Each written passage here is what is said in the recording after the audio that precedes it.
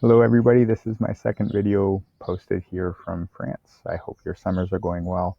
I just wanted to comment briefly on a section of part 5 that stands out to me every time I read it, and that's the moment when Vronsky and Anna in Italy visit the artist Mikhailov. And this is a moment when first we get to see an artist doing his work, which is always something that draws my attention in novels, because novels, of course, are works of art themselves. And so anytime you see an artist working, you're often seeing some commentary on what the novelist believes his novel is meant to accomplish as well. This is sometimes called a meta-fictional moment or a meta-literary moment, or sometimes a mise en abîme, which just means that you're getting in miniature a version of what this novel is intended to do as a whole. So the scene when Mikhailov is painting in his studio and Anna and then Vronsky come to visit him, and then the later scene in the novel when the portrait that comes out of this, Anna's portrait, is displayed. These are scenes that might have significance in revealing something about Tolstoy's own intentions, or his opinions of art, or what the potential and danger of art might be. But what I wanted to point out to you right now is just a description of Mikhailov's work before Anna and Vronsky arrive to visit him in his studio. And this is in chapter 10 of part 5. And I just wanted to read you briefly what he is doing right before the visiting cards that Anna and Vronsky have presented to him arrive. And so he gets an indication that they're there to visit.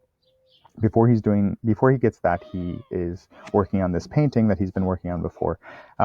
And we're told first, he never worked more ardently and productively than when his life was going badly, and especially when he had quarreled with his wife. Oh, if I could only disappear somewhere, he thought as he went on working. He was making a sketch for the figure of a man in a fit of rage.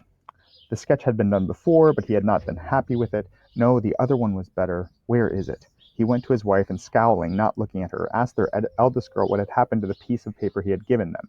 The paper with the discarded sketch on it was found, but was smudged and spotted with candle grease. He nevertheless took the sketch back to his room, laid it on the table, stepped back, screwed up his eyes, and started looking at it. Suddenly he smiled and threw up his hands in delight. That's it, he said, and picking up the pencil he immediately began drawing rapidly. A spot of candle grease had given the man a new pose. He was drawing this new pose when he suddenly recalled the animated face of a shopkeeper with a prominent chin from whom he bought cigars, and he gave that same face and chin to the figure of the man he was drawing. He chuckled with delight. From being lifeless and contrived, the figure had suddenly come alive in such a way that it could not now be changed. This figure lived and had been given clear and unmistakable form. It was possible to correct the sketch in accordance with the demands of this figure. It was possible, and indeed even necessary, to arrange the feet in a different way, completely change the position of the left hand, and throw back the hair. But in making these corrections, he was not altering the figure, merely removing what concealed it. It was as if he was removing the veils which prevented it from being completely visible. Each new feature only revealed more of the whole figure in all its dynamic force, as it had suddenly appeared to him as a result of the spot of candle grease. He was carefully putting the finishing touches to the figure when the visiting cards were brought to him. I'm interested in several things. First off, in the coincidence of various elements that lead to his moment of inspiration. So there's the candle grease spot, which forces him to reconsider the shape of the figure, or the positioning of the figure, and he actually changes everything as a result of this unintentional candle grease spot. That's one thing. The other is the kind of serendipitous coming to mind of this other person's face, the face of the shopkeeper that he buys cigars from.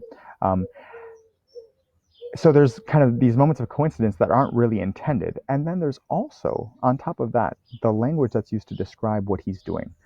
The figure has now come to life. It has a life of its own, and he's not deliberately changing that figure as he paints. Instead, he's simply revealing what he already sees. And he's removing veils. And this is what his art is doing. It's removing veils. And I'm curious to ask you, if we're supposed to understand this as a figure of what the novel is doing, how is the novel removing veils from Anna? Does Mikhailov's portrait do this?